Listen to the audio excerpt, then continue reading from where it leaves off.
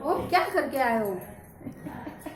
तो जो आज का जो प्रसंग है, वो जो प्रसंग है वो एक सिद्धांत से संबंधित रखता है। एक भक्ति का एक बहुत बड़ा सिद्धांत है, और जो हमारे बहुत काम का सिद्धांत है वो हमको समझना जरूरी है, तभी ये आगे जाकर के वो कथा हमको समझ में आएगी जो आज हम कहने जा रहे हैं।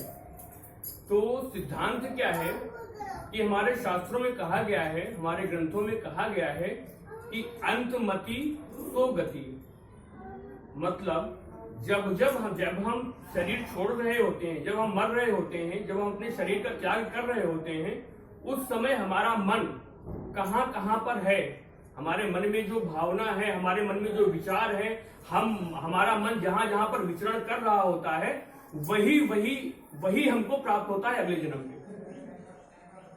ये एक सिद्धांत है। क्या सिद्धांत है कि मरते समय हमारे मन में, शरीर छोड़ते समय हमारे मन में जो भी चीजें आती है, हमारा मन जहां लगा होता है वही हमको अगले जन्म में प्राप्त होता है। क्योंकि भगवान बड़े ही दयालु है। जैसे क्या होता है कि जब किसी अपराधी होता है ना, कोई अपराधी जैसे कहीं खून किया हो, मर्डर किया हो, बहुत बड़ा अपराध किया हो, और जब उसको फांसी की सजा दे दी जाती है कि चलो इसको फांसी की सजा, अब जब फांसी की सजा चढ़ाई जाती है, उसको फांसी की सजा दी जाती है, तो उससे भी अंतिम इच्छा पूछी जाती है कि बताओ भाई तुम्हारी अंतिम इच्छा क्या है। तो आखिरी इच्छा उसकी भी पूछी जाती है। तो भगवान तो वैसे भी बड़े दयालु हैं, तो वो जब शरीर छोड़वा रहे हैं तो अभी पूछते हैं कि भाई तुम्हारी आखिरी इच्छा क्या है। तो वो पूछते कैसे हैं कि तुम्हारा मन जहां पर लगा रहता है ना, वही वो अगले जन्म में तुमको दे देते हैं। शरीर छोड़ते समय हम जिन जिन भावों में होते हैं ना, वही जन्म हमको अगले जन्म में, वही चीजें हमको अगले जन्म में मिल जाती हैं। तो गीता में भगवान कहते हैं ना, गीता में भगवान क्या कह रहे हैं?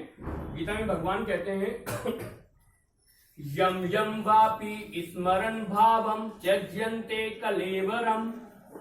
जिन जिन भावों को मन में रखते हुए इंसान अपना शरीर छोड़ता है, जीव अपना शरीर छोड़ता है, यम यम वापि स्मरन भावम त्यज्यन्ते कलेवरम तम तमेवेति कौन्तेय सदा तद भाव भावितम। मैं उसको वही चीजें दे देता हूं। भगवान का स्वभाव है कि वो जो चीजें भगवान मरते समय हम सोचते हैं, वही चीजें उसको भगवान दे दिया करते हैं, वही उसी हिसाब से अगला जन्म दे दिया करते हैं। जैसे उदाहरण के रूप में ग्रंथों में लिखते हैं कि मान लो कि अगर हमारी मरते समय इच्छा रहे, मतलब हमारे मन में रह गया, मर रहे हैं और हमारे मन में रह गया, अरे मेरे मरने के बाद मेरे पैसे का क्या होगा, मैंने तो इतना पैसा उस बैंक में रखा है, ICICI बैंक में रखा है, इतना पैसा मैंने HDFC बैंक में रखा है, इतना पैसा मैंने SBI बैंक में रखा है, अरे मैं मर जाऊंगा।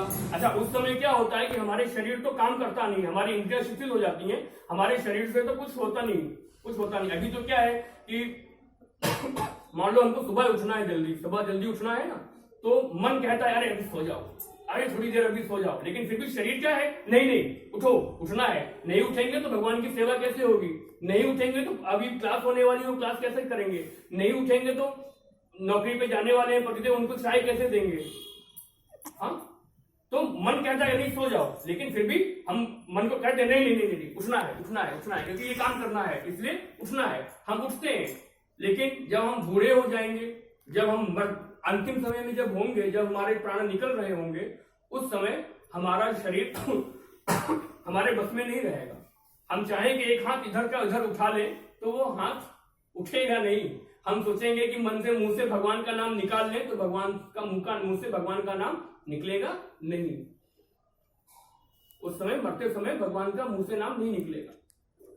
तो भगवान वही कहते हैं कि शरीर छोड़ते समय तुम जिन जिन भावों में होते हो, वही मैं तुमको अगले जन्म में दे देता हूं। अब जैसे बताया ना, जैसे धन में इच्छा रह गई कि मेरे पास तो इतने लाख रुपया है, इतने करोड़ रुपया है, इतने हजार रुपया है, मरते समय क्या होगा मेरे पैसे का, अरे मेरे पैसा क्या होगा, अरे मेरा पैसा इतनी मुश्किल से जोड़ के मैंने इकट्ठा किया, क्या होगा। अगर मन में धन का भाव रह गया तो ग्रंथ कहते हैं कि अगले जन्म में भगवान तुमको सांप बना देते हैं, सांप बन जाओगे। सांप क्या होता है कि वो जमीन में अंदर रहता है, जहां गड़ा हुआ धन होता है ना, सांप को पता होता है, जहां पर जमीन में धन गाड़ा हुआ होता है ना, वो सब उस सांप को पता होता है, तो वो कुछ कर नहीं पाता। सांप क्या है, कुछ कर नहीं पाता उस धन का, पर वहां कुंडली मार के बैठा रहता है, बस धन की रखवाली करता रहता है, इस धन में उस धन में इधर उधर उधर उधर भटकता रहता। भगवान उसको सांप ही बना दे। लो भाई तुम थोड़े धन के लिए कह रहे थे, मैं तुमको पूरा खजाना दे दिया धरती के नीचे का, लोक धन। हाँ, मरते समय अगर बेटे बेटी में इच्छा रह गई, संतानों में इच्छा रह गई, अरे मरने के बाद मेरे बेटे का क्या होगा, अरे मेरे प्राण निकल जाएंगे, मेरा बेटा अरे उसका क्या होगा, अरे मेरी बेटी उसका क्या होगा, मन में ये भाव रह गए, तो क्या बनते हैं, तो भगवान अगले जन्म में उसको कुकर शुकर की योनि दे देते हैं, कुत्ता या सुअर बना देते हैं। वो अपने संतानों से बहुत प्यार करते हैं। मनुष्य क्या, इंसान क्या प्यार करेगा अपने बच्चों से, जितना कि कुकर शुकर अपने बच्चों से प्यार करते हैं। तो भगवान कहते हैं लो भाई, बड़े संतानों में मोह था तुमको, बड़ी संतान है, प्यारी लगती थी, लो कुकर शुकर बन जाओ, कुकर शुकर बना देते हैं भगवान, जो आप संतानों से प्रेम करो। तो इस तरह से जमीन में रह गया मन, जमीनों में मन रह गया, अरे मेरी वहां पर जमीन पड़ी है, अरे मेरे मरने के बाद उस जमीन का क्या होगा, अरे मैंने वो जमीन तो बड़ी महंगी खरीदी थी, वहां तो मैं सोच रहा था ये बनवाऊंगा वो बनवाऊंगा, अरे अब तो मैं जा रहा हूँ, अब मेरी उस जमीन का क्या होगा, अरे मेरी वहां पे भूमि पड़ी है, उस भूमि का मेरा क्या होगा। हाँ, मन में अगर ये विचार मरते समय रह गए तो भगवान कहते हैं चलो भूमि में तुम्हारा मन है, तुमको जमीन बड़ी प्यारी लगती है, जाओ आज से तुमको प्रेत बना दिया। प्रेत क्या करते हैं, क्या करते हैं प्रेत, प्रेत इधर उधर जो खंडार होते हैं ना, जहां जहां पर पड़े होते हैं, तो उन खंडरों में भटकते रहते हैं। हाँ ये जमीन मेरी, ये जमीन मेरी, ये जमीन मेरी, लो भाई ले जाओ, जितने खंडार है सब आते तुम्हारे, कहीं रहो, यहाँ रहो, वहां रहो, वहां रहो, वहां रहो, सब दे देते हैं, खंडारी खंडार, जाओ लेते रहो मजा। हाँ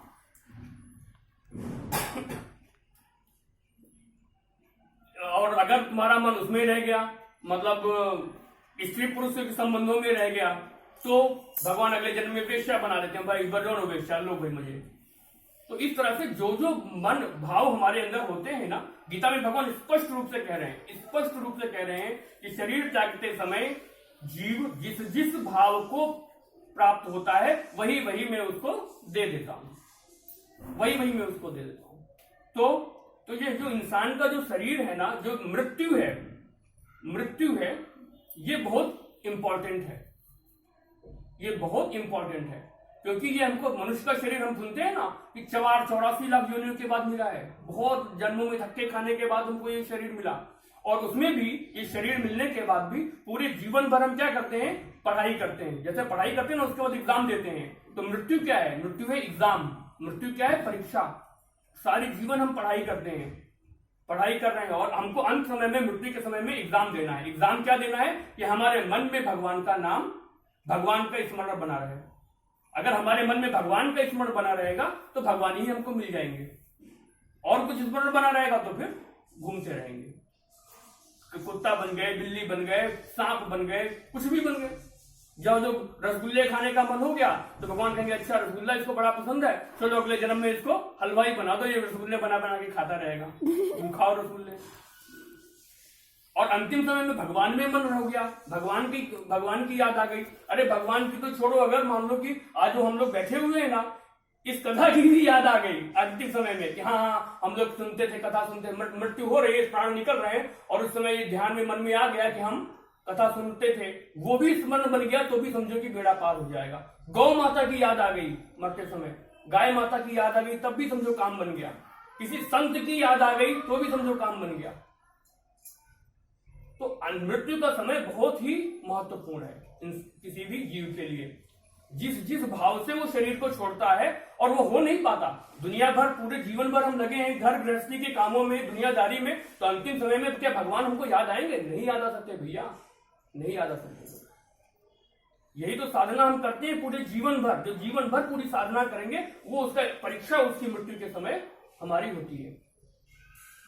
तो भगवान क्या कहते, भगवान गीता में एक श्लोक और कहते हैं, ये तो एक श्लोक में तो उन्होंने ये बताया कि जिन जिन भावों को हम मृत्यु के समय प्राप्त सोचते हैं, मन में हमारे जो जो भाव चलते रहते हैं, हाँ ये तो वो भाव हम भगवान उनको दे देते हैं। लेकिन अगर भगवान का स्मरण बन जाए मृत्यु के समय, गौ माता का स्मरण बन जाए, संतों का स्मरण बन जाए, किसी कथा का स्मरण बन जाए, तो क्या होता है? तो भगवान कहते हैं अंत काले च मामेव स्मरण मुक्तवा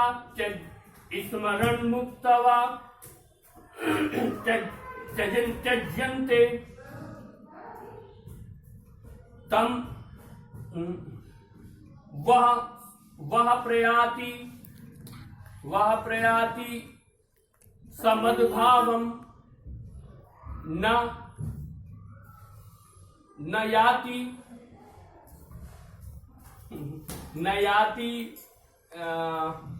याति नास्त्यत्र संशया।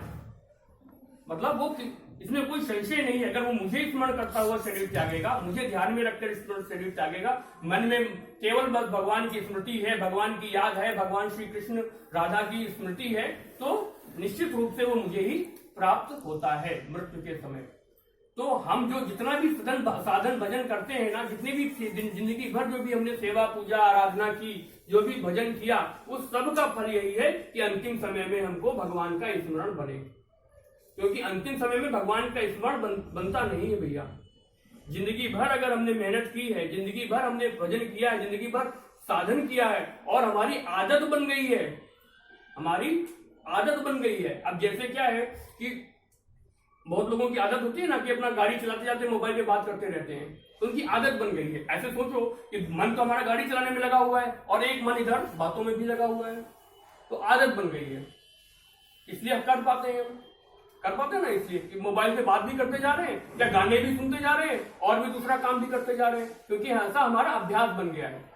तो वैसे ही जब हमारा अभ्यास ऐसा पक्का बन जाएगा ना कि हर सांस सांस में हमारा भगवान का नाम निकलने लगेगा, तो मृत्यु काल में भी वो निकलेगा ही। फिर वो अभ्यास बनाना पड़ेगा, पूरी जीवन भर यही साधना करनी है कि वो अभ्यास हमसे बने कि अंतिम समय में ही भगवान का स्मरण बनाए, भगवान का नाम हमारे अंतिम समय में निकले।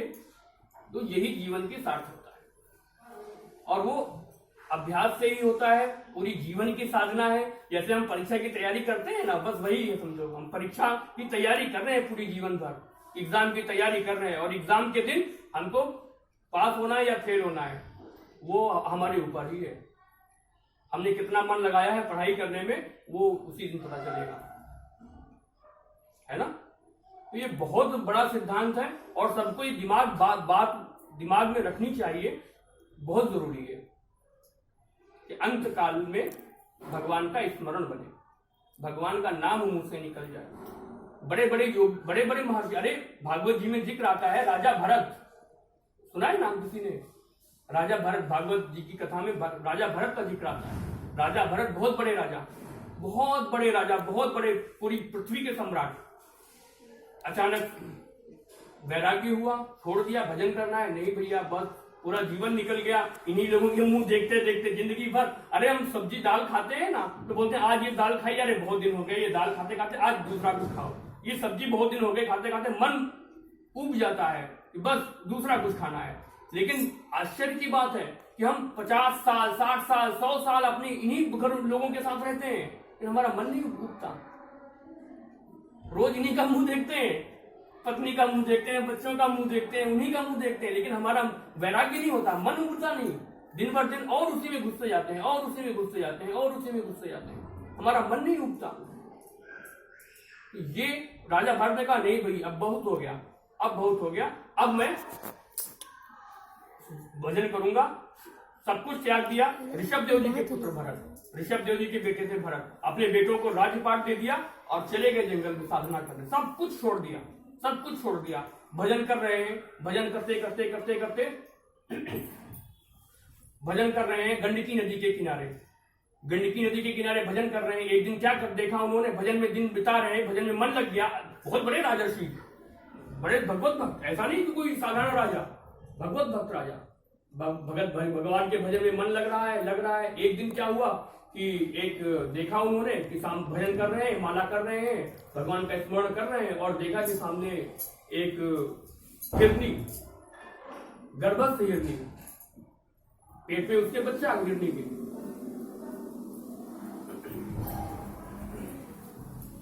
अरे ऊपर बैठिए आप।